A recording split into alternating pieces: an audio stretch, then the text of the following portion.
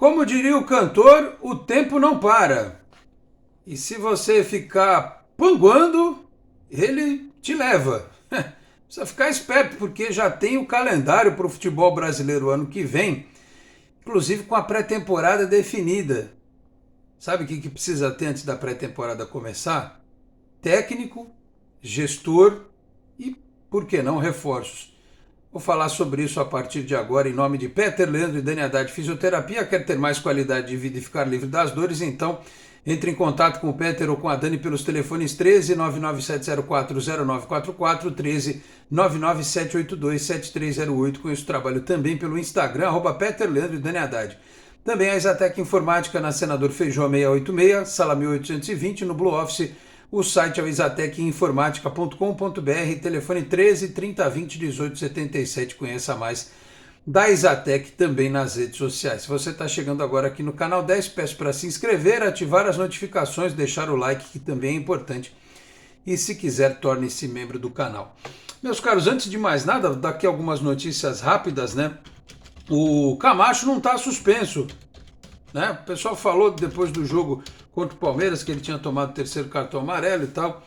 Houve lá uma confirmação, então o Camacho não está suspenso, olha só, está à disposição do técnico Orlando Ribeiro para a partida contra o Atlético Paranaense. Se o Rodrigo Fernandes não se recuperar a tempo, está lá o Camacho à disposição.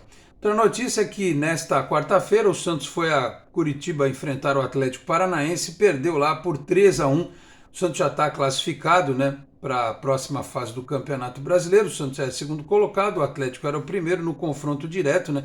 A diferença era no saldo de gols, agora é também no número de pontos. O Santos fecha esta primeira fase contra o Bragantino no dia 29, que é quinta-feira da semana que vem, no CT Rei Pelé, tá certo? Sub-17 perdeu esse jogo, mas segue fazendo uma grande campanha. Em relação ao tema principal do vídeo de hoje, né, o Santos segue lá a preparação para o jogo com o Atlético.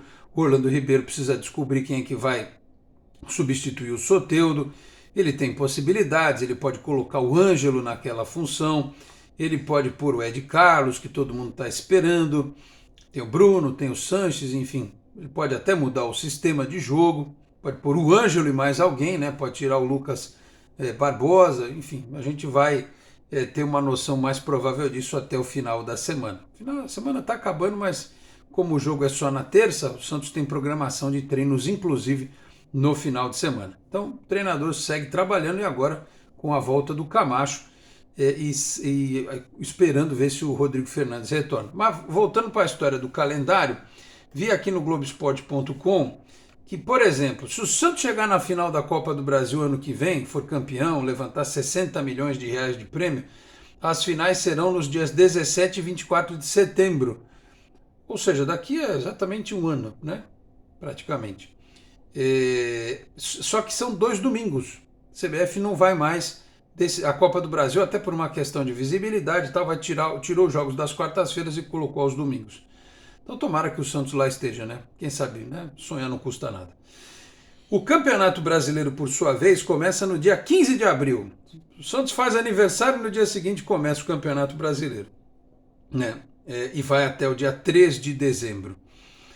A CBF promete que não teremos jogos quando houver data FIFA, ou seja, tem jogo de seleção para o brasileiro, que é um bom negócio, porque vocês veem, o Santos agora, na terça-feira contra o Atlético, não vai ter o Soteldo, que lá estará representando a Venezuela num possante amistoso internacional, e até o Sub-20, né? O Miguel e o Zabala, o zagueiro, estão com a seleção boliviana também para jogos amistosos. Aí tem o calendário, o campeonato estadual tem 16 datas, começa no dia 15 de janeiro, né?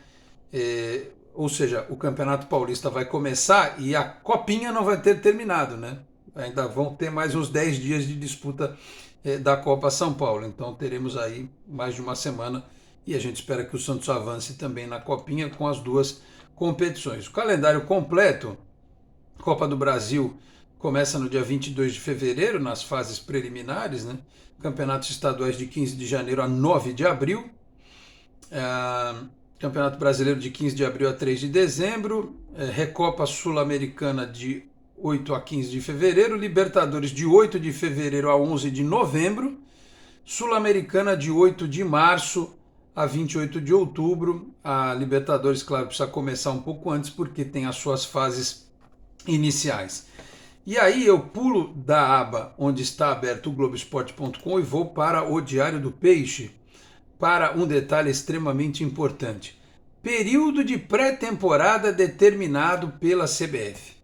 Como a Copa do Mundo este ano é em novembro e vai até a metade de dezembro, a não ser que você tenha jogadores convocados para a Copa do Mundo, o seu clube, né? Quem não tiver aqui, que é o caso do Santos,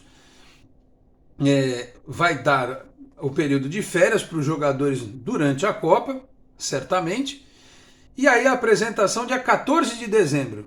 14 de dezembro, ou seja, a partir do feriado de 15 de novembro, vamos colocar assim, né, aqui no Brasil, e até 14 de dezembro, período da Copa, apesar da movimentação do futebol talvez um pouco paralisada por conta da competição, mas vai ser o período de planejamento.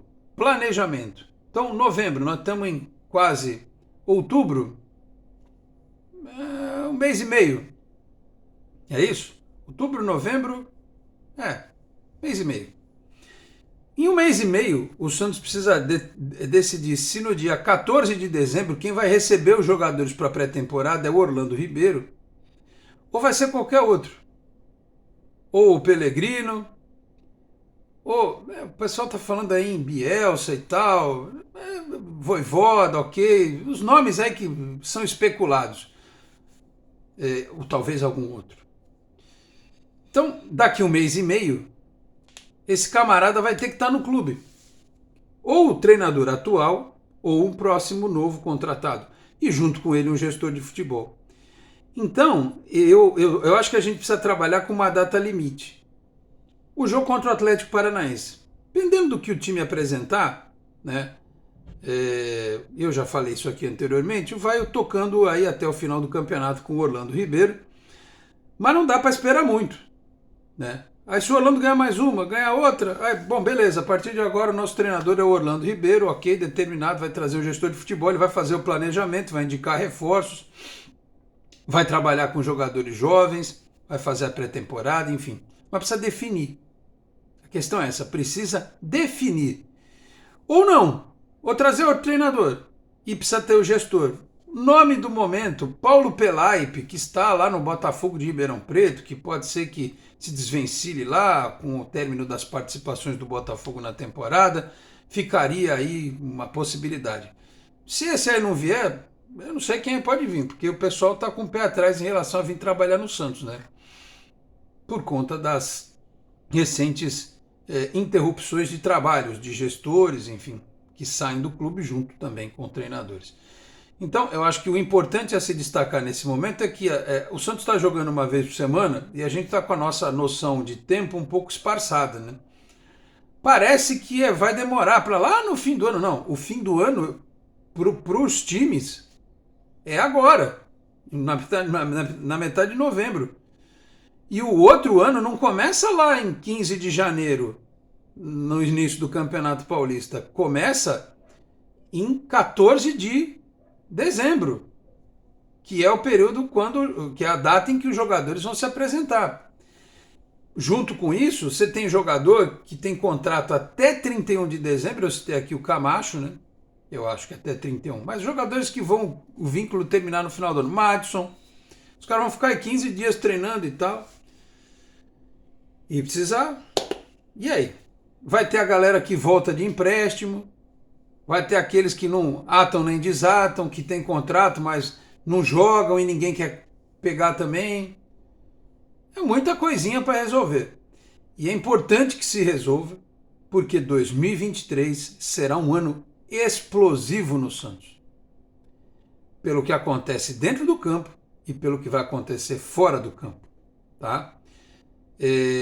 Eleição no final de 2023 por aqui, para saber quem vai substituir o Andrés Rueda, que já falou que não é candidato à reeleição, mas o grupo dele certamente vai indicar alguém. Agora, se houve algo que a gente aprendeu nesse período histórico do Santos de gestões ruins, gestões lesivas, e gestões incompetentes no aspecto esportivo é que, na próxima campanha, os que forem colocados à prova e se colocarem à frente da disputa terão que ser muito bem sabatinados, né? Explicar, por exemplo, e ter um compromisso de campanha de não contratar ninguém como o Leandro Damião, não contratar ninguém como Cueva, não contratar ninguém como o Leandro Donizete, não contratar ninguém como o William Maranhão, Auro, Rúlio, Kleber Reis e por aí vai, né? Eu estou citando exemplos de jogadores de várias gestões diferentes. Então, vai ter que ser falado por esses candidatos, e eles vão certamente dar muitas entrevistas, né? Que nesse período todo mundo dá entrevista. Depois que o cara é eleito, ele dá entrevista dependendo da fase do time e de quem convida do outro lado, se é amigo ou não, né?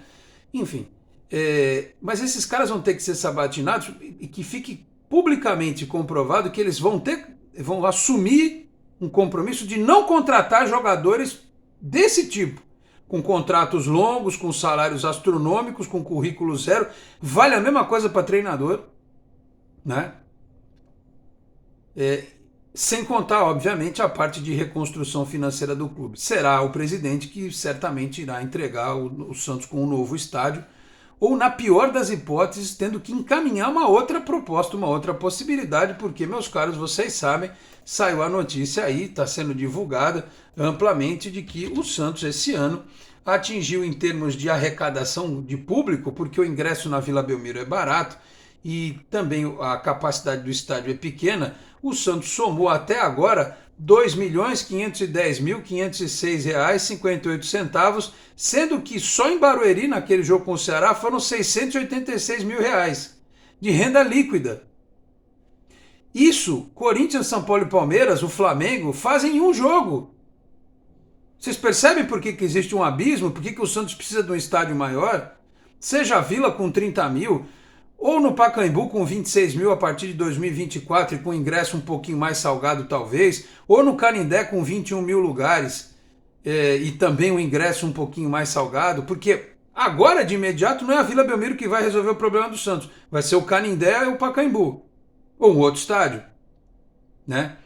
E se não sair o negócio da W Torre, o Santos vai ter um outro estádio para 30, 32, 33, 34, não sei. O Santos com 26 mil pessoas em Barueri fez 686 mil, 26, 24 mil, com 30 mil na Vila e com ingresso um pouquinho mais caro, pode fazer 1,5 milhão, 1.900.000 por jogo, né?